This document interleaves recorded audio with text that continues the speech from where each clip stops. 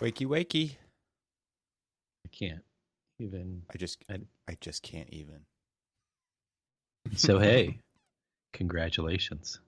Thanks, man. Yeah, I was actually thinking it's interesting, right?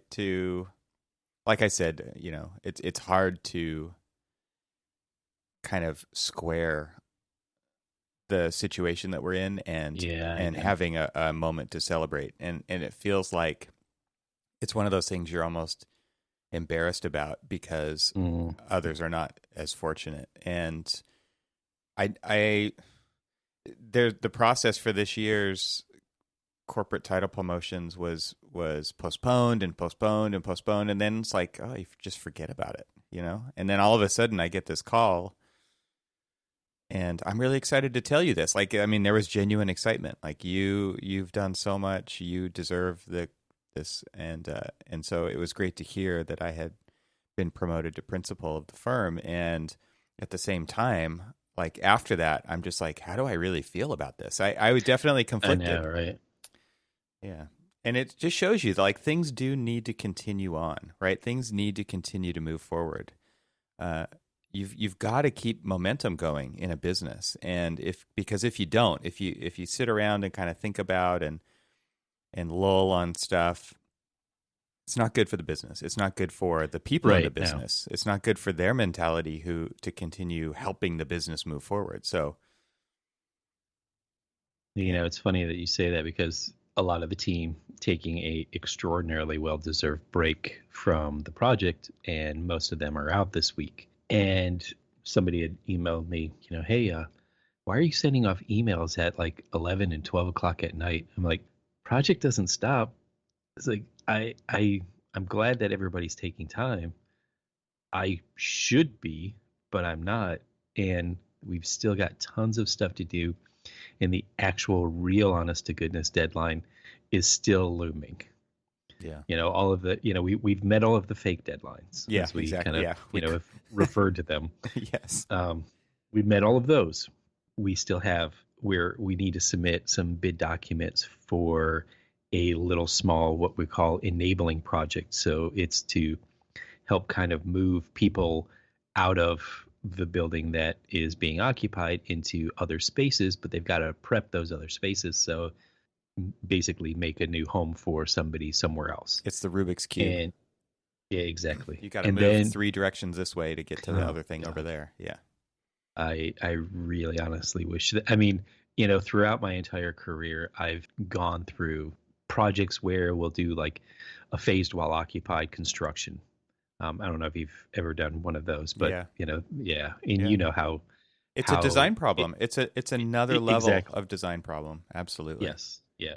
Well, this one takes it to a whole new level because there are so many different players involved that you're just you're almost at the mercy of like, well, I can't move because my funding is dependent on this Oh particular my space. And gosh. Yeah. and you've got all of these like really weird things going on, and you're like, okay, okay, okay, Well, it's weird because architects typically don't have to deal with logistics, right? exactly. And supply Yeah. chains and all the stuff that makes it happen and gets the parts to the place to do the things, right? And it's like you're typically designing the final state, and that's in air quotes, final 5B version 6. Yeah, exactly.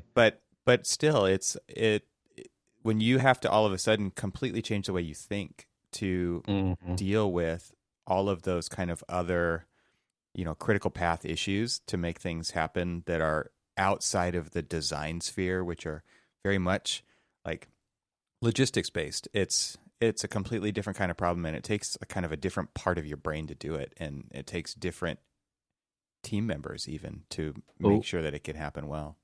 we ended up doing for this recent submission a, I think it was, we originally had 8 sheets, and I think we were trying to get it down to 6 sheets and condense a couple of things. But essentially, they were sequencing drawings where what we had to do is we had to show here's where the construction's happening, here's where the construction, where people are occupied, and how mostly this sequencing was all about egress. okay, you're blocking this pathway off. Where are they going to go? It's so this interesting shell game of where you've got to take 13 floors of people, not including the basement, sub basement, and sub basement. So now you got Are there 16 not really floors. better names? Come on. Hey, that is the existing names for those floors. So we just kept the names that were already existing. But all of these different things have occupancies, and it's like, okay, only way for people to like move between this building and this building, and one of them, literally the only pathway between two buildings is underneath the road. So like while It's like the you're Goonies, man. Come Oh on. my God, it's amazing. Down to secret And passageway. I've done these before. I've done I always call them the shell game, kind of thing. And it's just, and I've done them before, but this takes it to a whole new level. And it's actually kind of fun in a way, because, not only do you have to understand the logistics of, who's there, where do they need to go, what kind of spaces do they need, when can they move, because everything is not dependent on, okay, we're going to be building here, yeah, well, I can't move because I'm some of these things. And I know you've done this before, where you're doing a lab building, which this is one of those, and there are lab facilities in this existing building already, and they're doing a year-long study, and that year-long study can't be interrupted in the middle of it just to like up and move. Everything has to stay in place. And so now everything has to work around the schedule of that one lab that is doing this year-long study. And it's just it's interesting to get into the meat of all of these different processes to just get a building built. Oh, and by the way, don't make any noise while you're actually building a 15-story building next to another 15-story building that you're completely stripping clean, exterior and all, and completely redoing. Yeah. Don't Jeez. make any noise. Yeah. It's like you to your family. Yeah. Exactly. Hey, I'm recording. Yeah, exactly. So, yeah. I kind of agree. I think it is kind of a fun problem to take on. I wouldn't want to do it all the time, but it does seem like one of those things where it is fun to get out of the normal way of thinking, of Right. project thinking, and try to, let's just say, attempt these other types of problems. And I think that there's something incredibly refreshing about getting out of that usual problem solving that you're in. Yeah. It's funny. Yeah. Recently, I heard actually somebody refer to this as they didn't like the words problem solving because everything's a problem and there's a real negative connotation to it. I don't really think of it that way. Yeah. It was more of like opportunity seeking, I think was, and it's like, do we really need to come up with another way to describe this? Like, architects are always described as problem solvers, and that sounds negative. And I'm just thinking, okay, I get it. I get what you're after, but at the same time, like, people understand what you're talking about, and problems aren't all bad. They're just obstacles that you need to figure out. It's like, Exactly. I get it that all math problems are bad. Okay, I get that, but no. One of the first books that I purchased for, in my architectural career, and I was a student then, and it was a used book. And they've actually gone through a few iterations of this particular book, but what was it called? Problem solving and solution seeking. It's similar. But I Opportunity mean, seeking, solution seeking, yeah. But I mean, and that was the thing. I'm sure you've seen the book Problem Solving. It's just this one. It's a architectural studio companion kind of thing. I mean, and almost everybody at the firms that I worked for, way back in the day when I was interning after second year and third year, they had them and thought that this is something that you need to understand because we are problem solvers. All of these different constraints and everything else that we talk about, they are problems, but problem not in, like you just said, math is a problem. It's a solution. It's seeking the solution, and to kind of refer to it in some way because it has some negative connotation. Really? Yeah. Really? Yeah. It's like we don't need to, I don't think we should be worrying ourselves with such minor issues like Yeah, the way yeah. that sounds. Like let's move on to bigger, more important problems. Oh, And there I go isn't again. I was going to catch that. I was like, oh, but I mean, but that's the thing, Issues. though. I mean, yes, I mean, it's funny because I don't know if you have ever caught yourself in a conversation, specifically, like say with a owner who you're talking about things, and it's just you're like, well, if we move this here, it's going to cause another problem. And then you catch yourself, or you try to catch yourself before you say the word problem. You say, well, it'll offer us another opportunity, or a different Challenge. exploration, or a challenge, and stuff Yeah. like that. And it's just like, It's funny yes, because I think what of I think of the word problem as puzzle, right? Like it's something that needs to be exactly, figured out exactly. and solved, and there's nothing wrong with that. Yeah. I mean, there's, and we're thinking, you and I are thinking about it in one way of using the word problem, and people who reacting to this kind of like negative connotation is reacting to it in another one. It's just like, oh, Evan, I mean, Yeah. you're always interrupting. That's a problem. That's Well, it's like a family problems or teenager problems or, right, the other kinds of problems we really do have, right? right. Yeah. You But then we also refer to math problems as things that we are presented with a challenge that needs to be solved, and that is a problem. But it is a problem in the positive connotation. And those are the ones that we look for, that we seek out. That's the ones that we were actually hired to solve, because an owner says, oh, I have a problem. I want to design a 15-story lab research building in the middle of a active hospital campus right next door, like sharing foundations with 3-4 extra buildings, and 2 of them are historic I'm buildings. pretty sure that they didn't come to you and tell you all that. Well, no, they didn't. But that is their problem. That is the problem that they That's have, the is that they actual want to problem. do this. Yeah. And it's just like, hey, Cormac and Air St. Gross, I want you guys to solve this problem for me. We feel like you're the best to do it, so please do it for me. You have the And those are expertise the to do it. problems. I'm like, yeah, let's do that. Yeah, wicked problems, right? There's Yeah.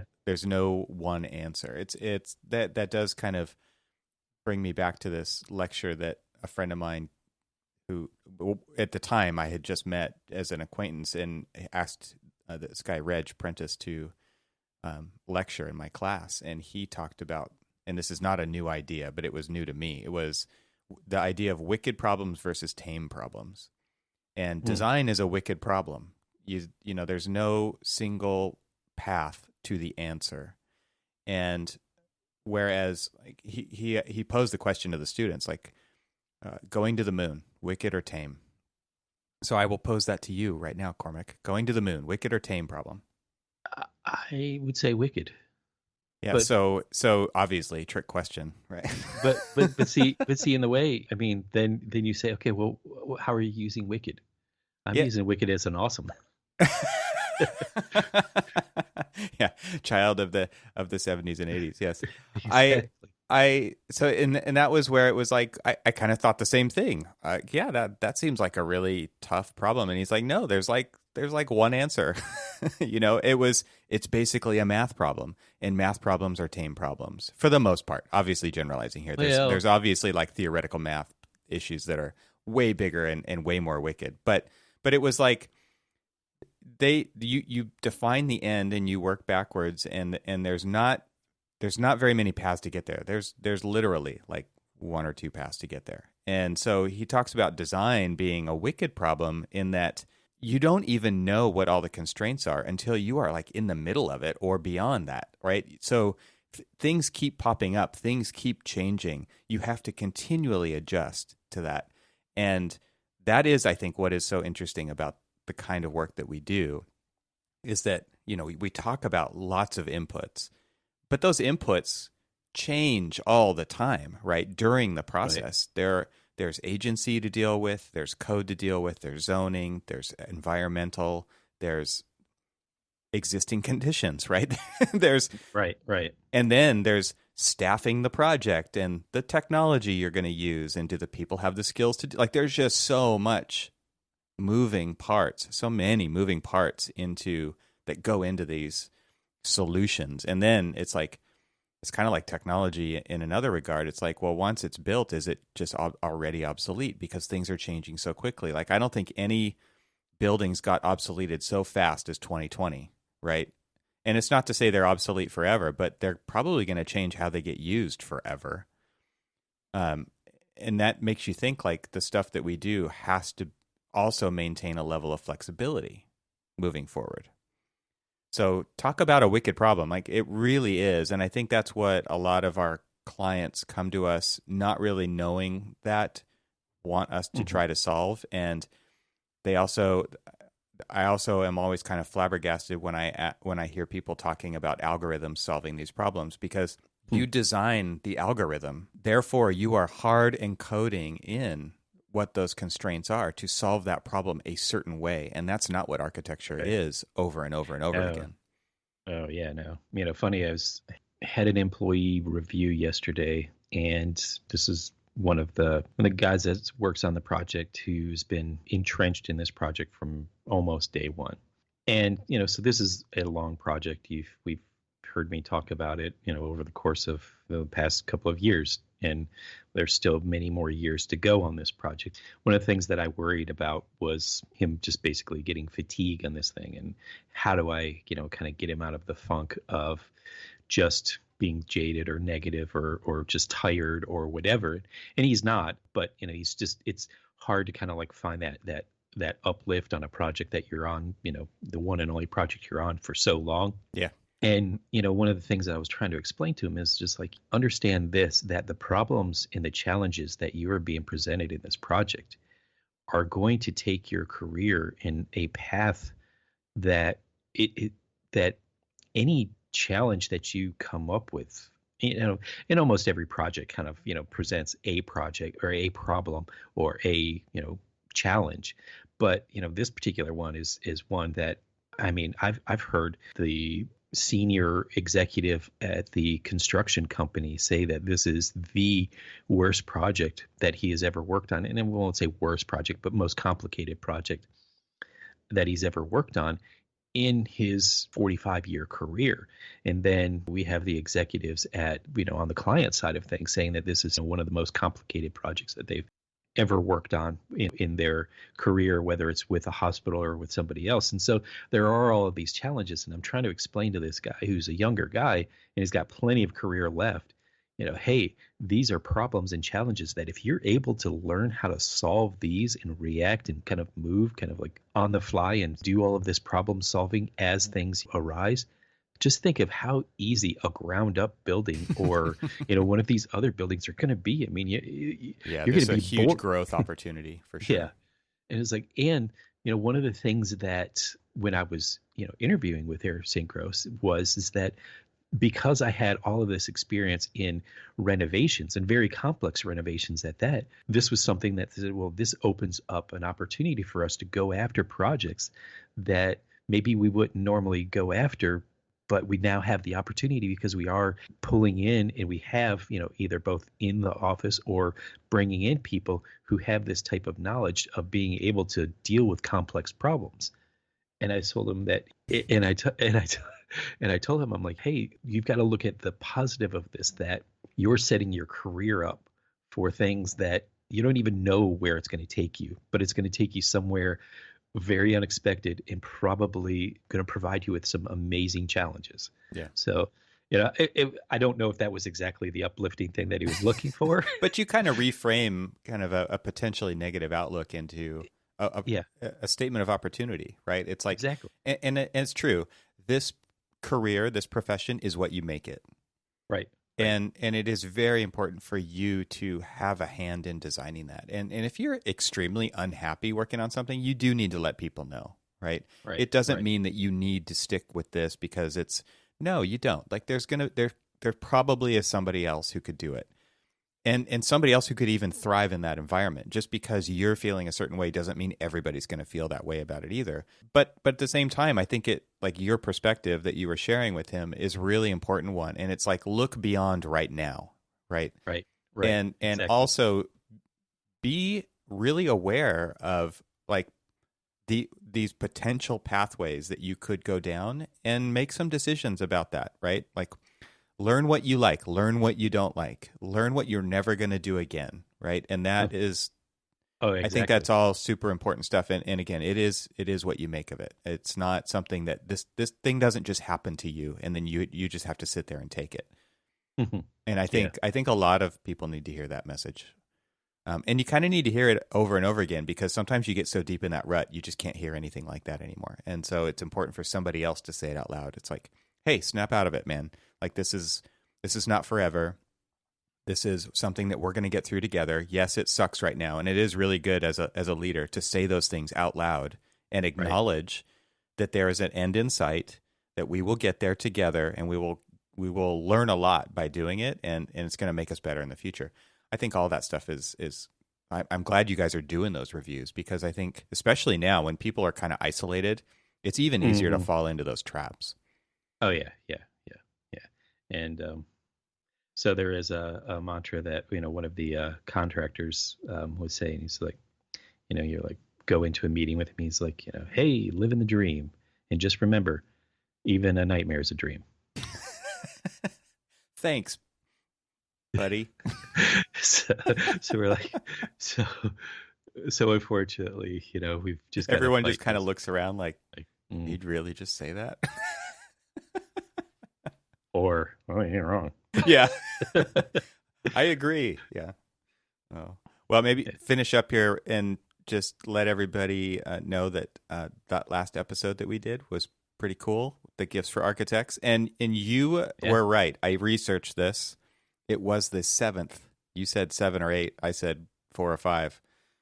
So nobody picked 6, which would have been wrong as well. So you were correct, most correct. 7th Gifts for Architects episode.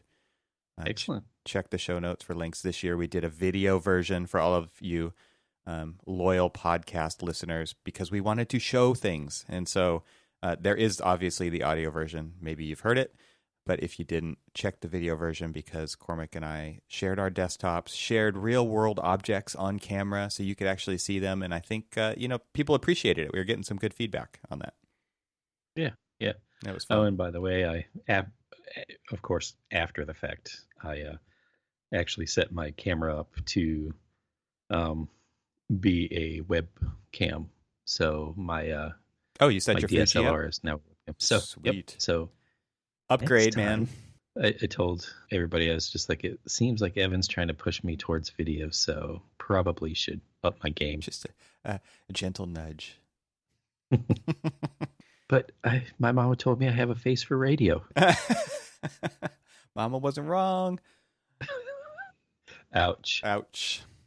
Well, hey, I'll see you on the next episode, number 200. Don't make a big deal out of it, okay? No, not at all.